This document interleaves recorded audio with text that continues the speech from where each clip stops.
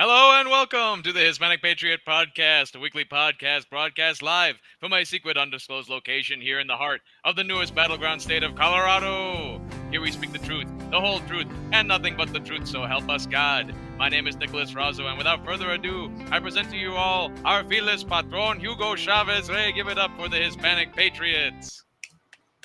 All right. Welcome, everyone, to another edition of the Hispanic Patriot Podcast. We are in the midst of Hispanic Heritage Month. So, to all our patriotas out there, to all our compadres, we wish you the best. Enjoy the month, enjoy the culture, and we're all proud Americans. It's been a great week. We've got a lot on our agenda for tonight. We've got a candidate guest coming on around the half hour, Mr. Peter Boddie from House District 28, and he'll give us a little update on his campaign and what he's been up to. But first, let's roll into what we now have as a second potential assassination attempt. This one got foiled in the midst of what happened. I was watching football and Sunday, and it came across my screen, and checked it out. And apparently, President Trump was playing golf on Sunday afternoon, having a leisurely day, which he so richly deserves. And some clown who hates Trump decided that he was going to go and position himself in such a way that he was going to try to take him out at one of the holes that he was coming up on. Now, all the data that we've got basically is the good thing is that this guy is in custody. He's alive. And let's hope that he doesn't get Epsteined in jail. Because I think this guy's got a lot of information. It's going to be interesting. I don't want to speculate too much. I have my own doubts about whether this guy's a lone wolf. But apparently he drove down from North Carolina. The questions I have are many, but the way it went down is a Secret Service agent in the hole ahead where President Trump was playing was just scouting out the area, and he just happened to spot the barrel of a rifle sticking through a chain link fence in a brush. That is incredible vision, number one.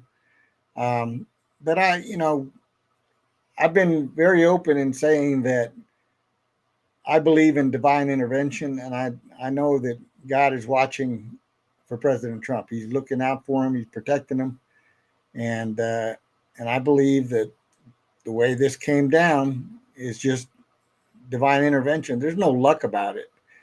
He saw this at a distance. Now imagine looking at a wall of brush, like hedges and a chain link, which is embedded within the hedges, and spotting the barrel of a rifle sticking through a chain link fence. Just enough of it that it could be seen. He immediately made way towards it and started firing. And he was shooting at the suspect.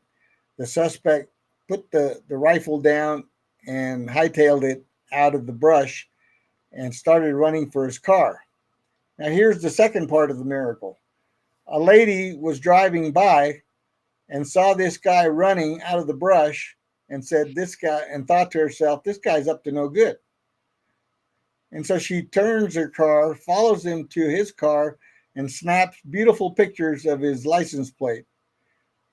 Then immediately calls the police and says, something's wrong here. I have this photo of this vehicle fleeing from the golf course.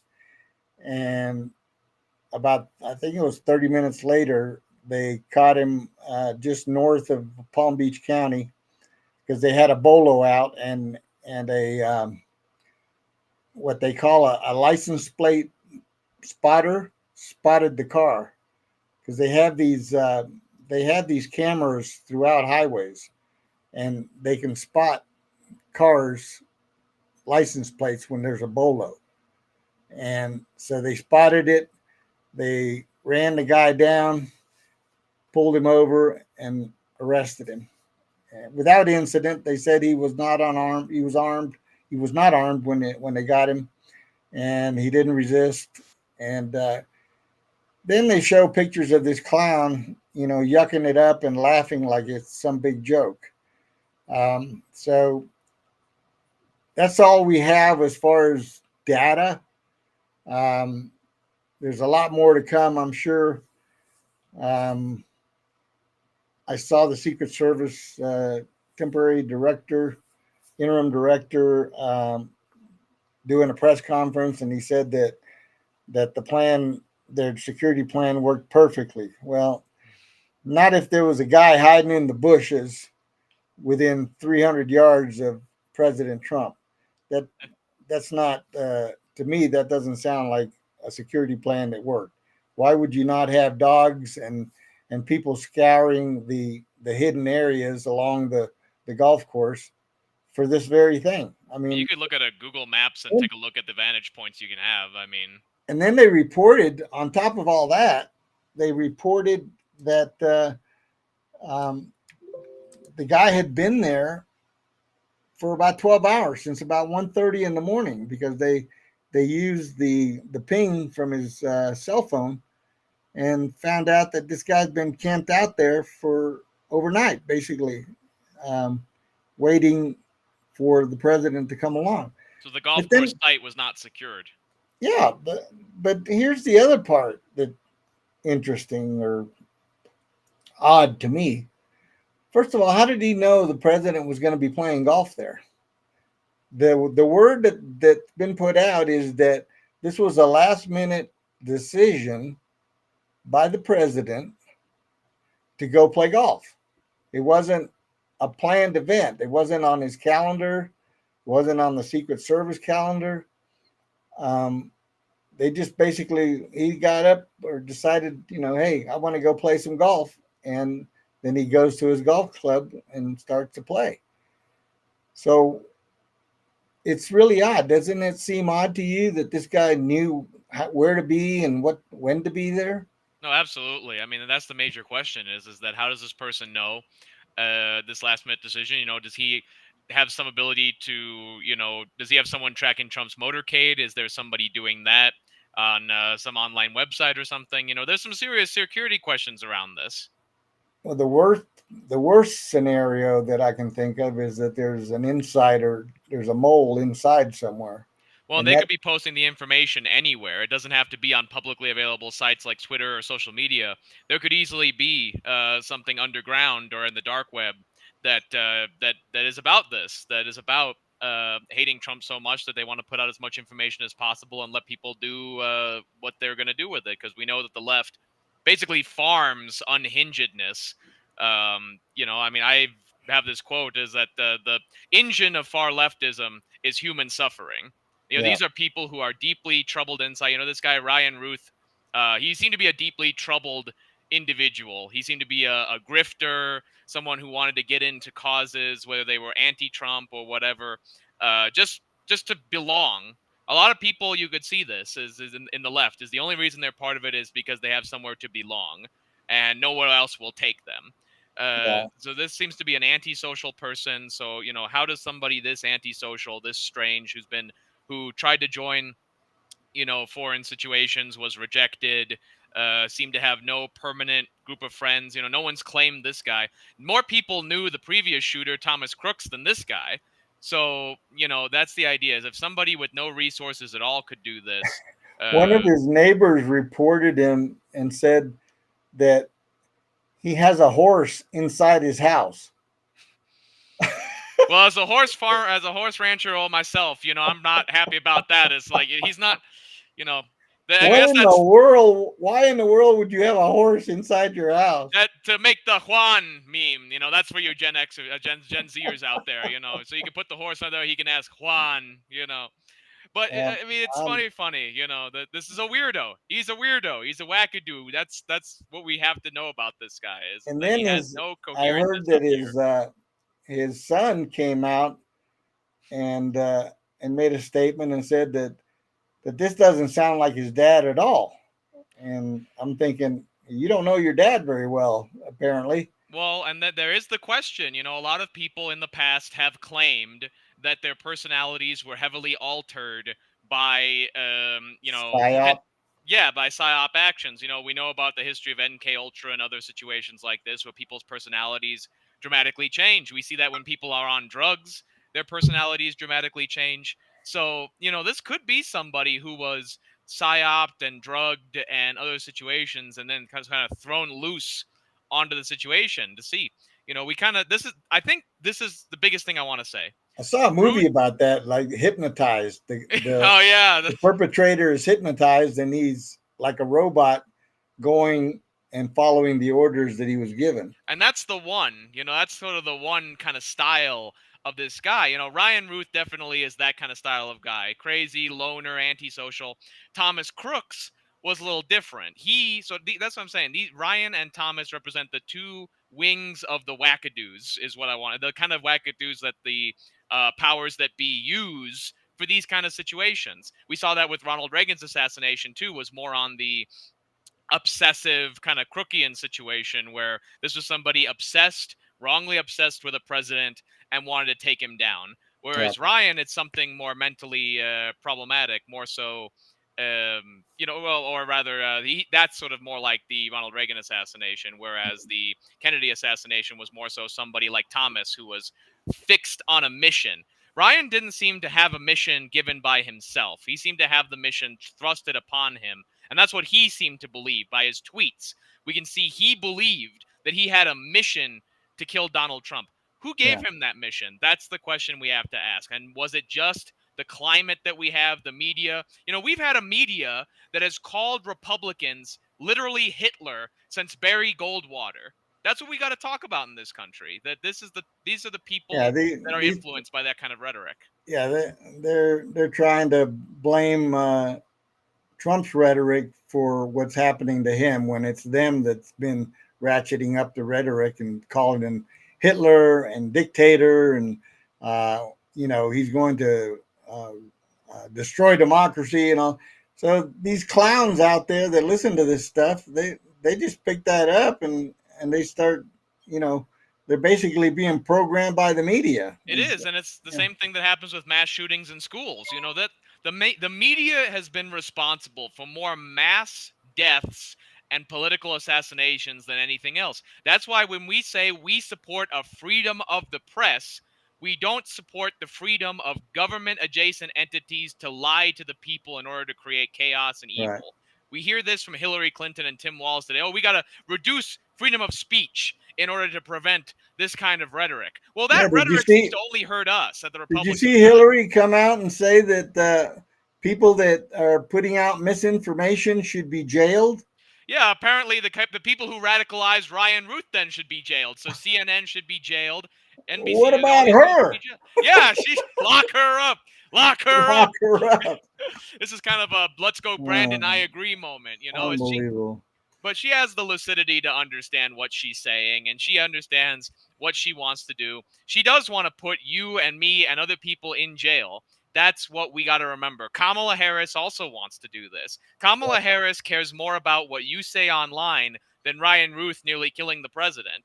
And there's another question. How does a man like Ryan Ruth, suspicious as all heck, get through 3 state borders, 2 or 3 state borders, however many state borders, with an SKS, with a rifle like that? How does he do that? How much luck with the Highway Patrol do you have to get all the way out down there with a rifle? It's easy to hide a rifle in a trunk. That's not. Oh, of course. That's not the issue. The question is, he was a felon. How did he get the rifle? What I mean to say is, you remember when the liberals made such a huge deal about Kyle bringing the rifle over from Illinois to Wisconsin, which he didn't do. Yeah. So it's interesting. You don't see the liberals talking about gun control this time around like they did, even immediately after the first Trump assassination. It'll be I think they want to forget what they are doing in this country to the mentally ill people who still have access to violence in this country. You know, that the left needs to own this, and we need to make them own it, because if we don't, then they're going to get away with it just like they did trying to memory hold the first assassination attempt. Because you saw that, Hugo, the media wanted to forget about Donald Trump's assassination attempt. Exactly. Well, we're not going to. Nope. All right, let's roll into some fun stuff. How about a little tune, a little ditty to roll into Hispanic heritage? I like that. Let's celebrate who we are. Let the festivities begin. Like Frida Kahlo and Diego Rivera, we paint a picture, the world stops instead. Like Carlos Santana, feel the music inside. J-Lo and Shakira make your body come alive.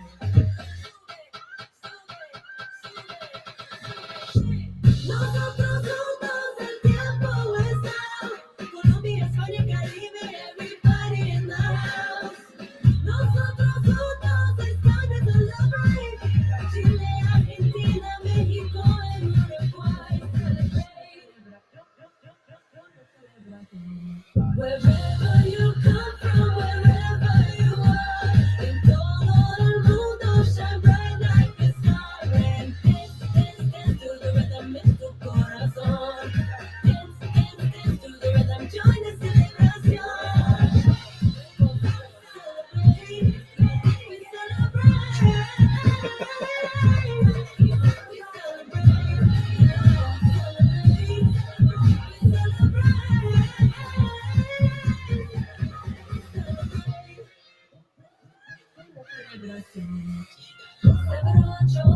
Inside our DNA. Ellen Ochoa took our dreams to outer space. Should have had some maracas. Experience comes alive. Allende, Darío, Neruda got stories in every style. Our culture is rich and delicious. Got thousands of wonderful dishes. Tacos y ropa vieja. Chapulines, mole, bahía. Comida.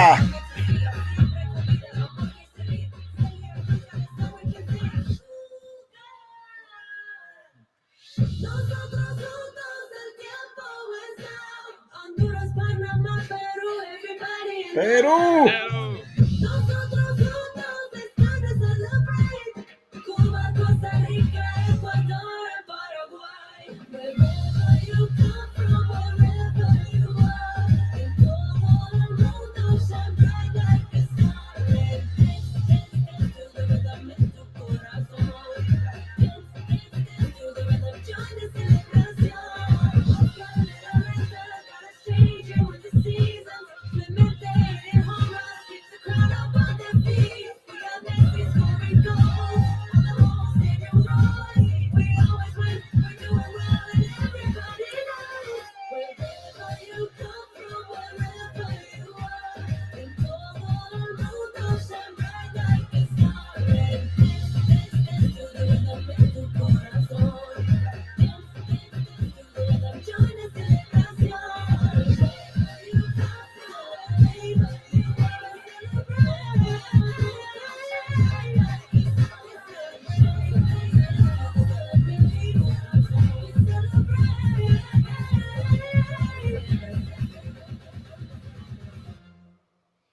Woo! Very beautiful. That Love gets your it. blood. That gets your blood pumping. Woo! Fiesta time is now, man. Yeah. No, So- every Hispanic out there, you have a right to be proud of your culture and what you bring to America.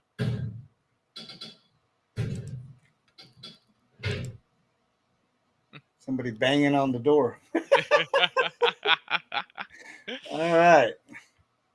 So, what we've got now is some, we want to give you some key facts about U.S. Latinos for National Hispanic Heritage Month. The National Hispanic Heritage Month, which begins in the United States each year on September 15, celebrates U.S. Latinos, their culture, and their history.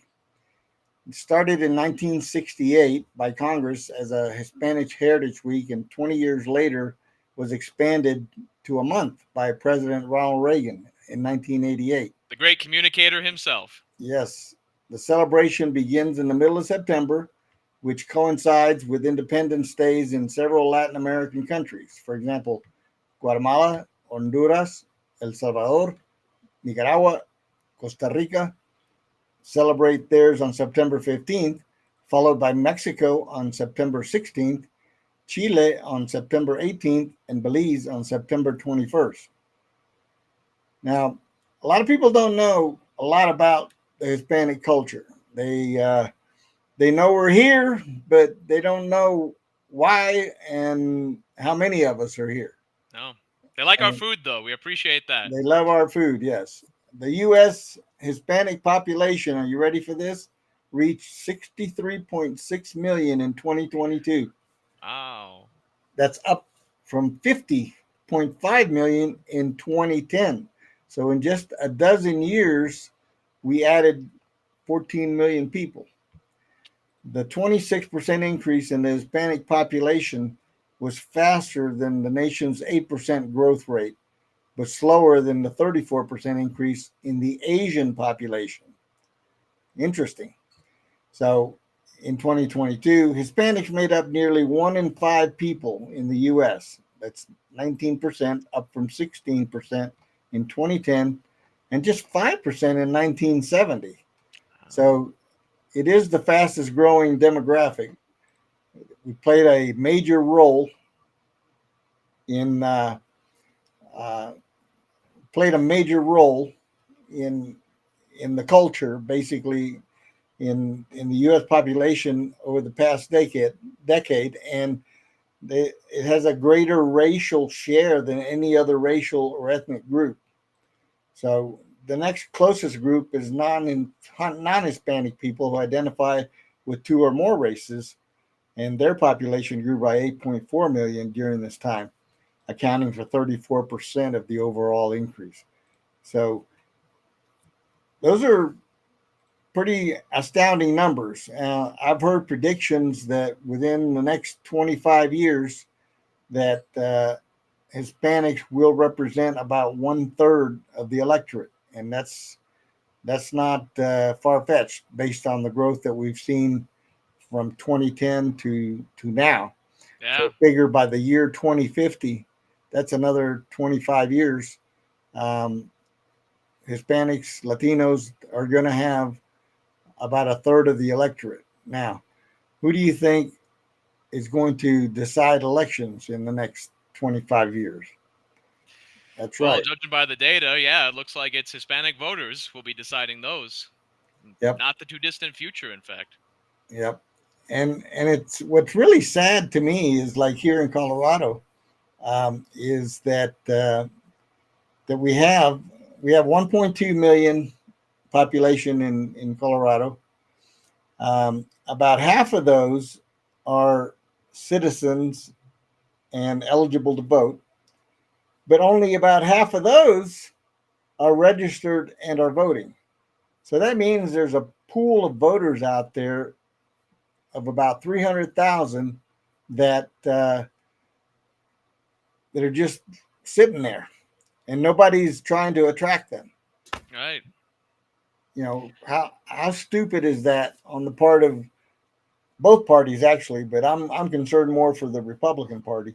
Well, But I agree completely. I mean, we literally, actually, as we're doing this show, Kamala Harris is coming back from the what was that? The Congressional Hispanic Caucus of Leadership Conference, and I actually went through her speech before the show, and she said almost what I can only describe as nothing about Hispanics specifically. She just gave her personal spiel. I grew up as a middle class kid going to international trips, and I went to Ivy League education, and my middle class education, really got me. Middle class money well, really got me to that's her Harvard. opening line for every question now. It Well, is.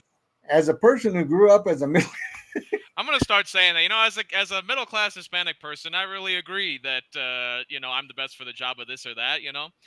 But that she's padding her resume is what she's doing. If she has a little bit of experience over here, she says, okay, that allows me to do X, that, and the other. Whereas Trump yeah, actually is showing genuine interest in the Hispanic community. A great thing, if I encourage everyone to look on Facebook or anywhere else Trump posted this, was for the when the birthday of our Lord's mother, when Jesus Christ's mom is her birthday is honored in the Catholic Church. Trump actually posted a "Happy Birthday, Mary," and the picture of Mary that he chose to use was our Virgin de Guadalupe, which, as many of you know, Mexicans on many other Hispanics honor very, very beautifully. Here in Colorado Springs, she is actually the patroness of our town.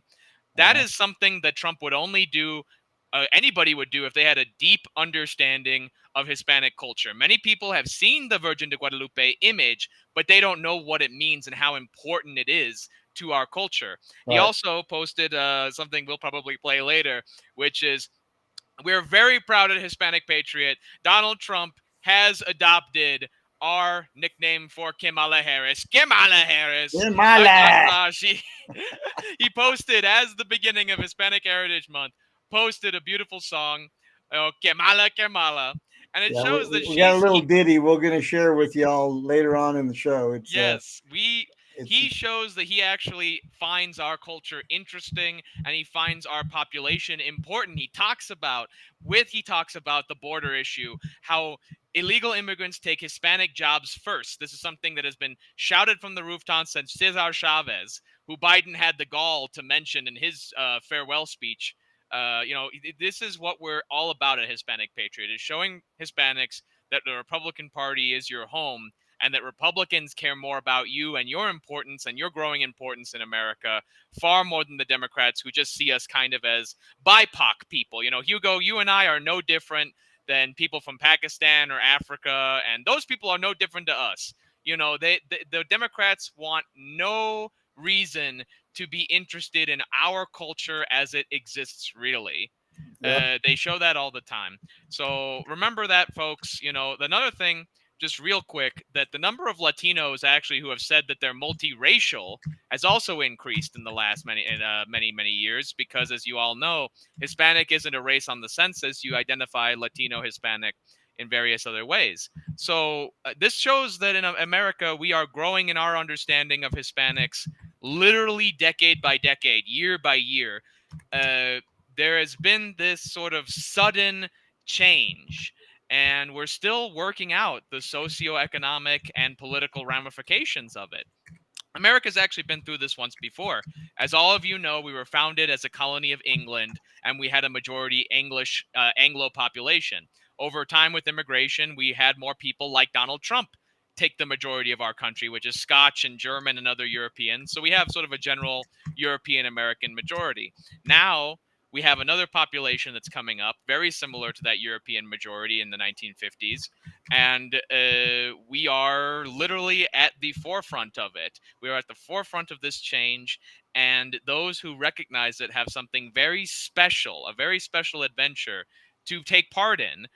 We, as a Hispanic community, have the most numerical and material and moral calling to be the saviors of this country, to help restore this country with all of our fellow Americans.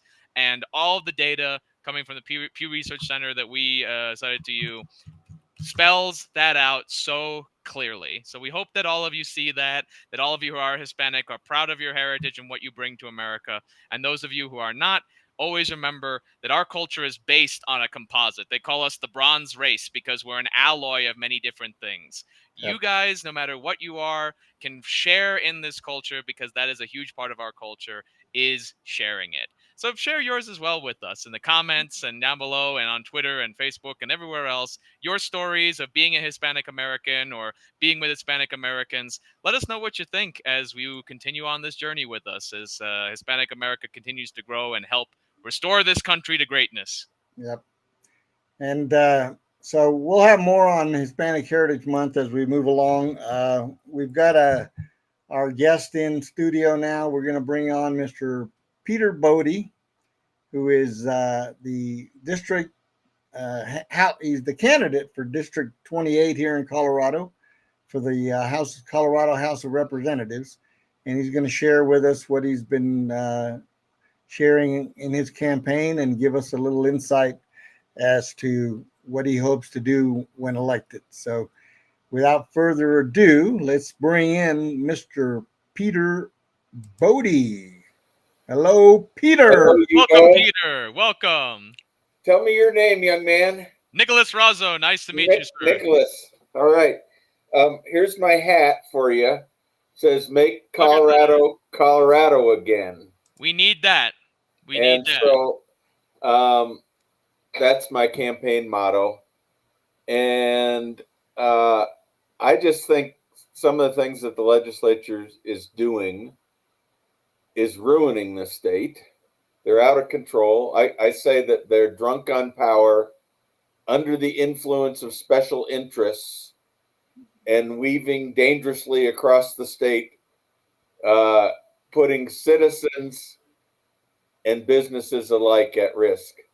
And it's time for the voters to take away their car keys and elect some sober Republicans to the state Yeah. legislature. I love that analogy, Peter. That's beautiful. Beautiful analogy. So, Peter, tell us a little bit about yourself and how you ended up running for this House seat. What prompted you? Who pushed you? Who bribed you? Yeah, exactly. Well, I've lived in South Jefferson County for about 40 years, raised our kids here, and all that time my wife and I have volunteered in the community in one form or another. Volunteered in the schools especially, and done all kinds of volunteering in the schools. I've run a accountability committee. I've tutored at the Denver inner city parish, which is a mostly Hispanic neighborhood on the west side neighborhood. We have introduced alternative schools to the county school district. And as far as church, we volunteered. I've raised money for international projects, been to Honduras, been to Kenya, been to Uganda. So just whatever comes up, we volunteer. My wife even drove the equipment bus for Dakota Ridge High School with the band. Wow. So, and it just came about that I slowly became a conservative. I guess I always was. I found out I was a conservative, and different ways through the Tea Party.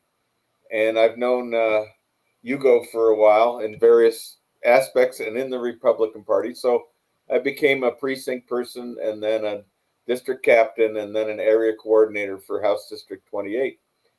And I made one of those promises that you figure you'll never have to follow through on, which was, if nobody else runs, I will not let the slot go empty for Republicans.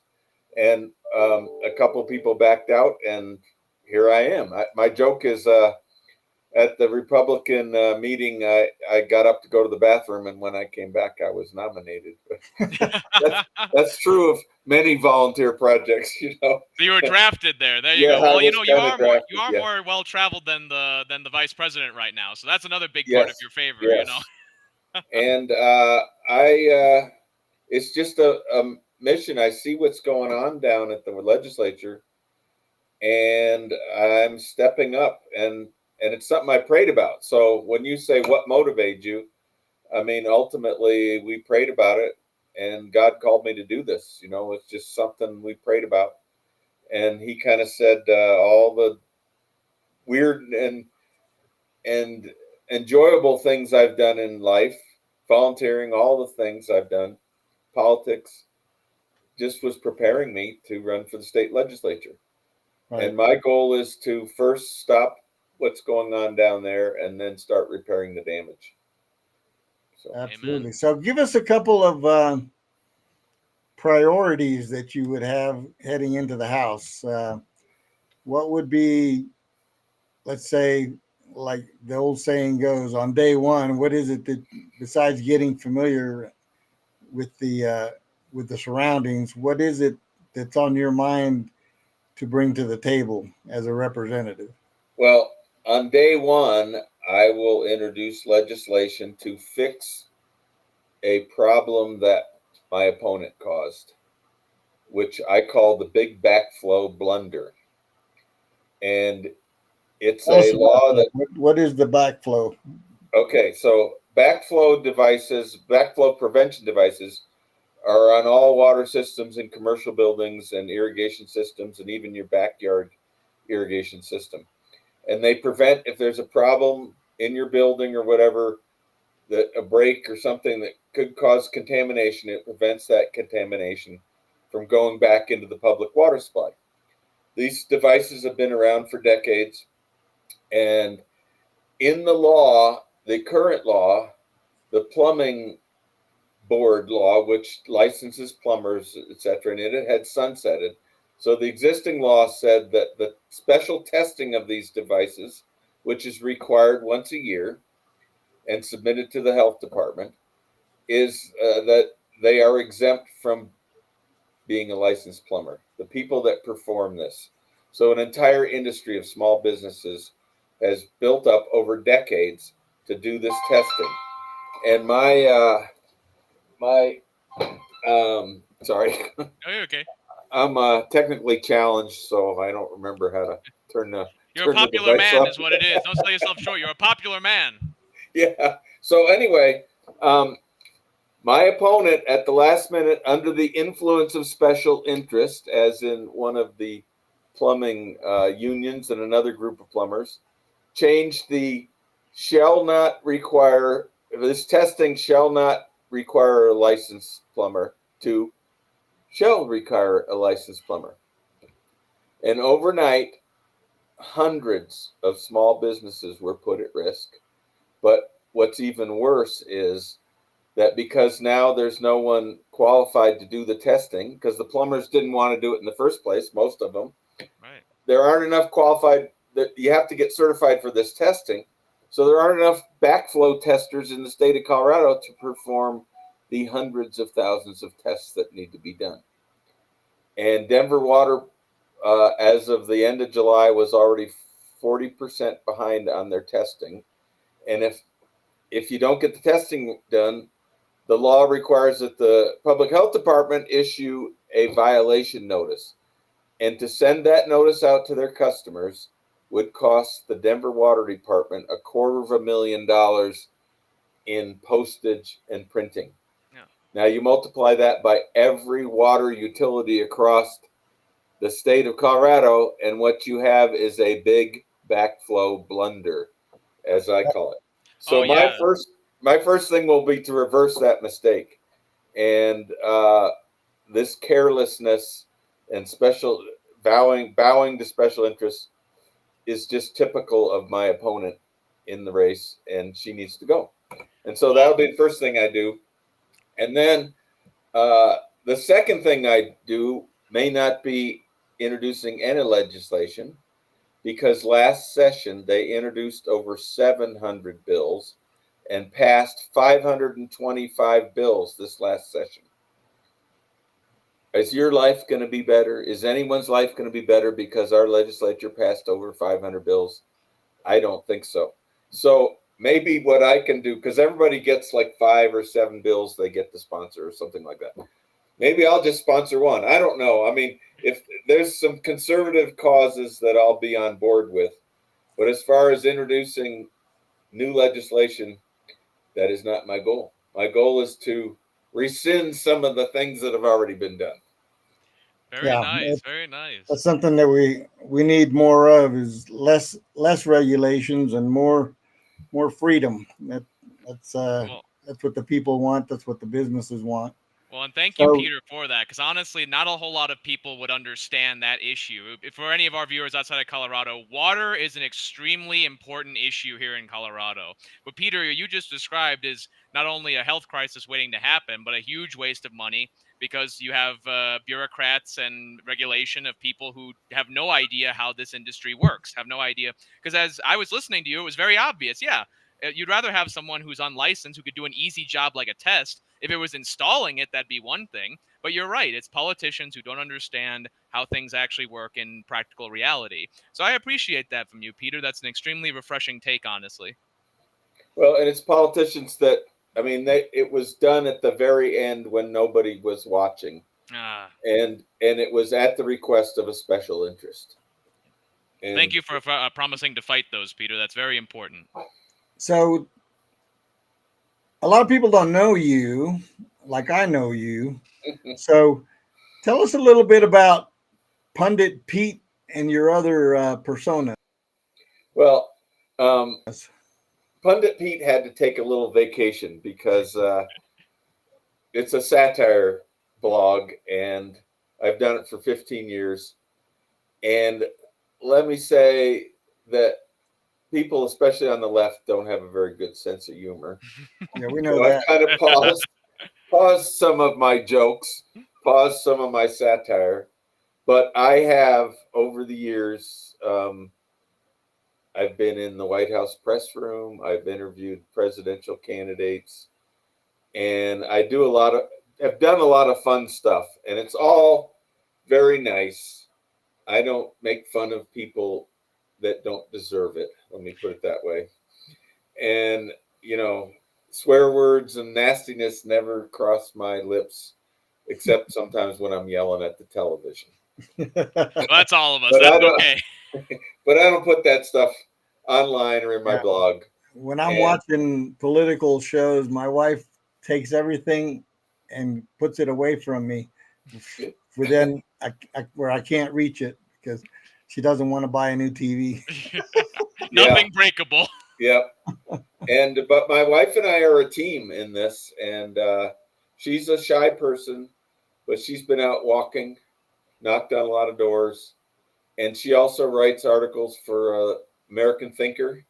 Very if you've nice. ever been to that blog, and so she on various subjects, usually close to Colorado, and that's one of the things they like is she has she's just an average person, middle class, and that perspective is important. And Yeah, you're just like the rest of us. You married up, yes, exactly. So tell us a little bit about how the campaign's been going. What kind of feedback are you getting from the people that you're meeting out on the street? Anything in particular come to mind that's a common theme with the voters out there?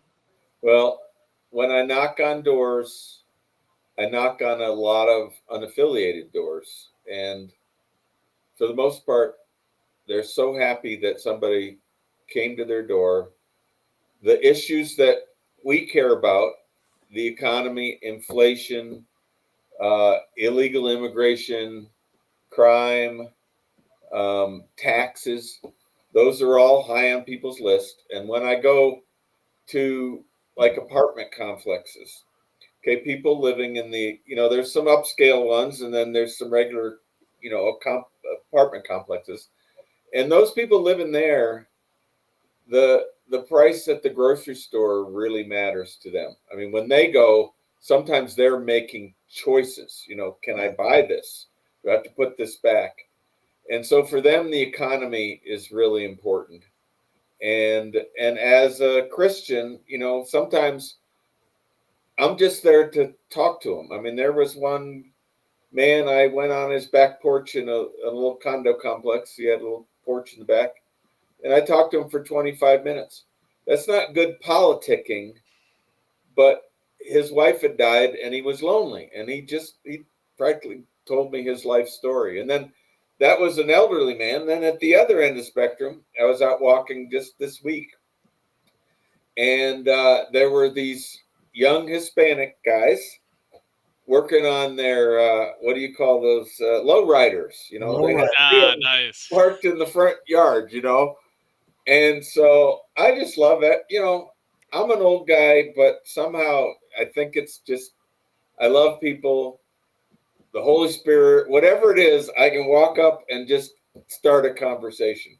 So I just started my conversation that says, can you make them go up and down? I don't know much about lowriders, but, and I guess there were 3 guys there. They all took my card, my information card. They said they'd, talk to some of their friends and they were going to vote for me. And we just had this great conversation. And so I just don't look at, anybody I love all the people I meet.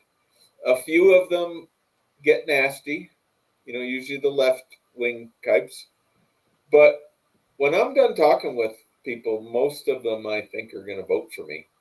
And some of them I convinced a guy probably my age, a hippie. I mean, he still had his ponytail, and he told me he was a diehard Democrat, and his wife was a Republican, and they had worked this thing out in their marriage. But he had voted Democrat since he turned the age to vote, and we talked. And when we were done, he realized that the Republican Party or the Democrat Party had left him. And so when we were done, he said, here's my email. I want an invite to your victory party. And Beautiful. so people are, they're concerned.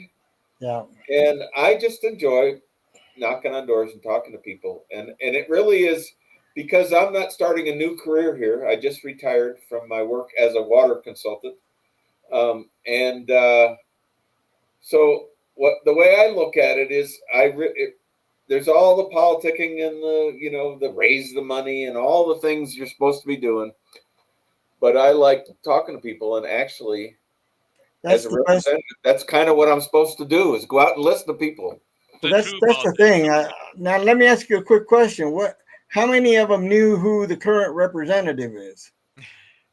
Well, I'm not sure it quite gets the number on that hand. You counted on one hand, my goodness. There was a couple who looked at my card and they said, yeah, she's a friend or something like that. But other than that, no one.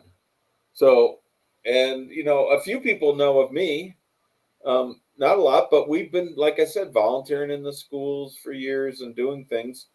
And so some people, there's 69,000 voters in my district. So you can't know, but still we've lived in this community and volunteered and helped.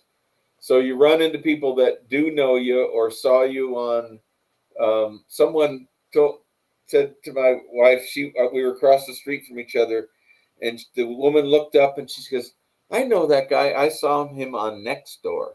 He's a nice man. and it was so funny. So people pay attention, but they're just starting to really pay attention now. What is the turnout in your district? You said 69,000 voters. Is that how many have voted, or is that how many are eligible to vote? That's how many are eligible to vote. Okay. So what is the traditional turnout in your district? I looked at that statistic back, 4 or 5 months ago, and I honestly can't remember now. Well, one thing about your district that should be said is that it's been redistricted, actually, since 2023. Yeah. You have different area. It's now a little bit south of Morrison, a little bit north of Ken Argyle, rather than going upward into Tain. Yeah, it used to. Well, everybody's been split up. So the House District 28 used to be mostly Lakewood. And now we just have the very south edge of Lakewood on the south side of Green Mountain is in Lakewood. So the rest of it's unincorporated county, and it's about 50% unaffiliated, and the rest is split evenly between Republicans and Democrats. There's only, depending on which list it's constantly changing, but it's anywhere from 150 to 300 votes different. Democrats have 150 to 300 more voters. Does your district cover Highway 6 and Carr Road? Highway 6 and Carr, I'm trying to think. Well, we don't go as far north as 6th. We go as far north as Morrison Road and Alameda, kind of a little bit right in there. So not as far as 6th Avenue. So for our viewers outside of Colorado, this would be considered sort of the southwest quadrant. Okay, so you're south of Highway 6. Yes. And north of 470? Yes, north of, Coal Mine, east of 470. Denver's on the east side, or Littleton, Arapahoe County's on the east. And so it's kind of the center of South Jeffco. And it's suburban, and it's not, there are some very nice neighborhoods. There aren't a lot of really poor neighborhoods, but there's several blue collar neighborhoods, I would say, and some apartments. But it's a different. Yeah, I would there's say it's, condos and yeah, apartments and single family residence. Yeah, yeah. I'm pretty One familiar with one the area. question I had for Peter, if that's quite all right, is what is your response from younger voters? As you know, me and Hugo here are the Boomer and the Millennial. That is definitely a bridge we like to bridge. So Right. something that as an older gentleman, do you see the mentorship aspect of your political leadership, and more importantly, do the young voters in your district you met, do they see the potential leadership and mentorship that someone like a community leader like yourself could have in this position? Well, I mean, I like I said, I just retired and I filled a spot that was going to go empty. But part of my running is to develop younger voters and participants in the Republican Party. So we've had a couple of high school kids come forward, and but where I meet those people, younger people, is in those apartments. So this next week or so, I'm gonna walk in some of the apartment complexes. Right? It's harder work because the addresses are all screwy, and then when Yeah. you figure you missed one, it's always back the other side of the building up on the third floor. And Worse than but DoorDash trying to figure it out, you know? yeah. Oh, I met one guy. I think he was brand new to FedEx. It was like his first week, and we're out there. And this was earlier in the summer, so it was late because of the daylight. But we're out there, hot day, and we're trying to get a few more houses in before daylight ends. And here's this poor FedEx driver in the same complex wandering around, and we just sort of like, hey, I feel your pain, because these addresses were so screwy, and you could tell he was working that late because he was new to the job, and he got stuck in some of these complexes. So, Yep. but I meet a lot of younger people in the apartments, and some parts, there's a lot of retired folks. But one issue that I bring up sometimes with some of the families is about the schools, because that is a concern of theirs. And I served briefly on the Diversity, Equity, and Inclusion Advisory Council for Jefferson County Schools. Very nice. They Look at just that. go volunteer for things, so I did. Well, Right. I stayed kind of under the radar. Would ask simple questions like, "What's a pronoun?" and and then towards the end of the Try it school out. year, I kind of told them what I thought, and it's insidious what they're doing. Oh yeah. The CRT, the LBGTQ agenda, Yep. the oppressor versus oppressed, Yeah. all this stuff they're teaching the kids. And so, and then then the teachers union got a new contract at the end of the school year, and they specified their own DEI committee. And so after they found out who I was, they disbanded my advisory council and forgot to tell me. Oh, Now that just shows how disrespectful they are. They might not have liked my politics, but I made them think in Yeah, some of those they don't want meetings. any opposition. And So just we're disrespect, not even to tell you that your committee had been disbanded. It's well, just we appreciate the work that you've done here on Hispanic Patriot, my friend. That is very important because us young people, I'll tell you, my political experience started when I was 14 in high school. That is when things start. That's when societal trauma starts. That's when the indoctrination starts. So that honestly does carry on so much, and so that work is very, very important. And it's important for you to take that experience to the Capitol, honestly, because there's so few people who understand. A lot of, as you know, we brought this up. A lot of Democrats, they don't even have children to put in the school system in the first place. yeah. But this is something super important to us as parents, as community leaders, that you care about the future, and the future is most exemplified in children. So thank you, Peter. That's a very important contribution you made, and thank you for that, because that's important. You always want to be you can't. I'd like to make this little thing that you can't flavor a dish you're not part of, and so you flavored that dish right there. You showed them what the other side looks like, and that takes a lot of bravery and courage on top of it. Well, thank you. All right. I'm happy to do it. We're up against the clock, so you have a closing thought that you'd like to leave with the voters? Well, my drunk analogy was, please, voters, take away the Democrats' car keys and elect some sober Republicans to all levels of government, because they're just out of control down there, and we have to put a stop to it. For all, and I would say, because you're the Hispanic Patriot, you have a community that you're going for, and it's like we're all affected by this, everybody, and so I'm just going to work to try and stop the nonsense, and that helps everybody, no matter what your background is. Yeah, that's how I look at it. Yes, it does. Well, we wish you the best. Godspeed on your campaign, and you and I will talk. We'll try to get you some more help here in the next couple of weeks to get the final push for the voters. So, all right, thank you. Thanks for coming on, and we definitely will be pulling for you, and hopefully we can bring you on as State Representative Peter Boddie. Make Colorado Colorado again. Amen. All right, Peter. Thank you. Right. Thanks for coming on, Peter. It's great to meet you. Great to meet you too. Thank you. We just heard from a very brilliant candidate right there. We very much appreciate Peter for coming on the show. Absolutely. All right. So we promised you something fun earlier. We're going to now share a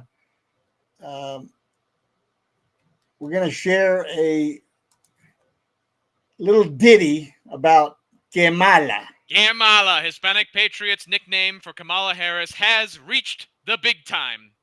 Yes. So let's, without further ado, roll into Kamala.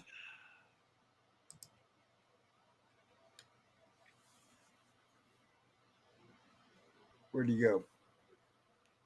There we go. The next tab, yeah, you got it. Would be very bad, or they're playing politics, one or the other. But it was a big cut. Mr. President, any reaction to that? Well, did I lose him? That's I okay. have a great playlist. Here we go. I have a playlist.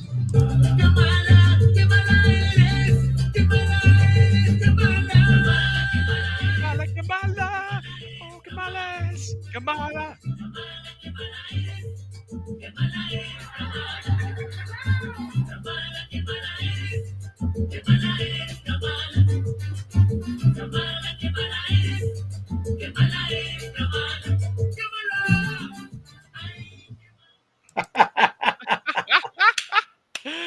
That was posted. This is from a Hispanic media site, but that was actually posted by Donald Trump for the day of the beginning of Hispanic Heritage Month. So if anybody wants to know who's the Hispanic candidate in this race, it's Donald Trump. Yes, we definitely want to keep highlighting that. We're going to put that on a loop on our Facebook page. Yes. So yeah, very much the All big right. man himself has adopted our nickname for Kamala Harris, La Chancla, the flip-flopper, and we very much appreciate this going coast to coast. So remember, folks, bring Kamala to the forefront of everything, man. Make sure people know how bad she is. Yep. All right, so we come to the end of our show for tonight. However, we're going to have a lot more for Hispanic Heritage Month over the next 3 shows. We're going to have some interesting guests. We're going to have plenty of information for you to discern and disseminate, and we're going to be able to bring you a little flavor of the Hispanic culture so you can get a feel for the contributions that we have made to this nation, a nation that I might add we love dearly, and we are very proud Americans. So don't go out there and think that we're all about identity politics, because we're not. We're Americans first, and we're proud of our Hispanic heritage. So exactly. thank Ask you for what you can do for your country. Absolutely. And thank you for tuning in tonight. As always, follow us on Facebook, Instagram, and Rumble, as well as YouTube. Like, share, subscribe, and if you're inclined, donate. Every little bit helps.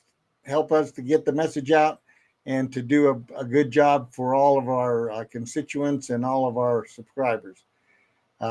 Thank you, and pray for President Trump. We want to continue to pray for President Trump because we know they're after him, but God has his hands firmly on his shoulder, and he's going to protect him, but we need to pray. So Yes, thank we you. do. Good night, everyone, and God bless America, and God bless the state of Colorado. Yes. God bless America, folks. And thank you so much for tuning